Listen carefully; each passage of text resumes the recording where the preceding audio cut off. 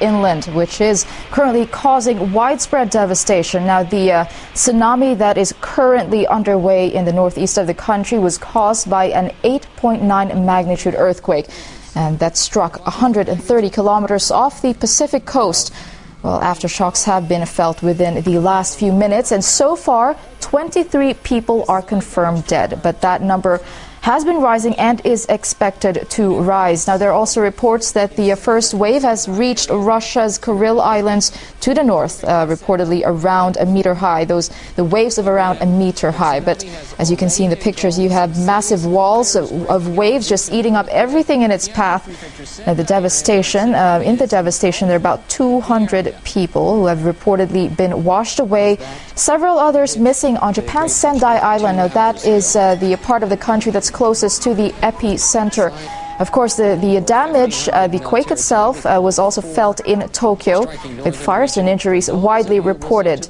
They are still trying to calculate the economic costs, damage to infrastructure. And right now, you're looking at an oil refinery that is ablaze in Ichihara, Chiba Prefecture, and the authorities are still having a hard time containing the blaze. It has been going on for quite some time now.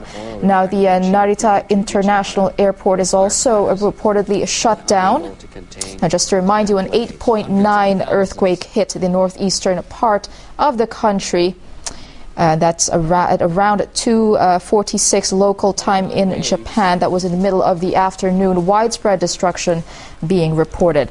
Now, the Russian...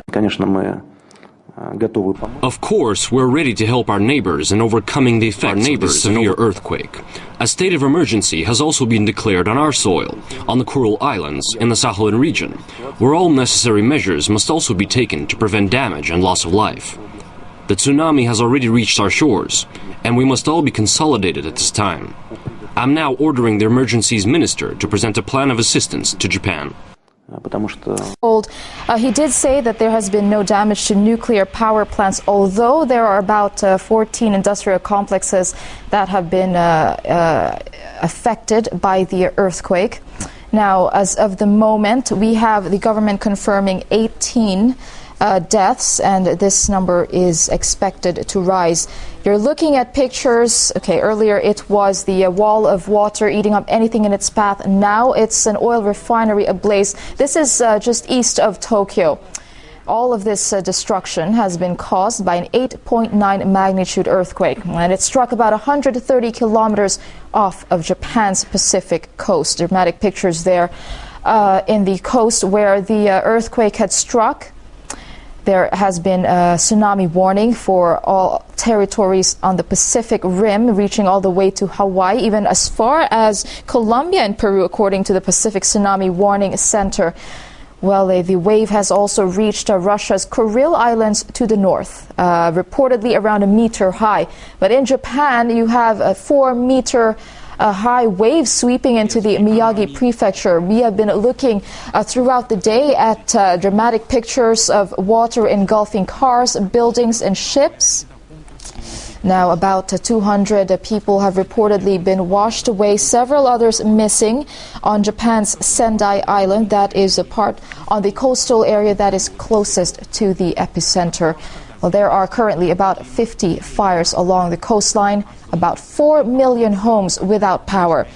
Prime Minister Naoto Kan has been organizing an emergency response team to tackle the disaster. According to their reports, they're having a bit of difficulty going to the quake-hit areas because of the devastation.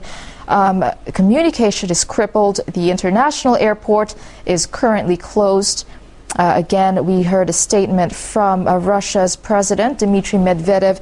He reiterated that they will help each other to deal with the catastrophe.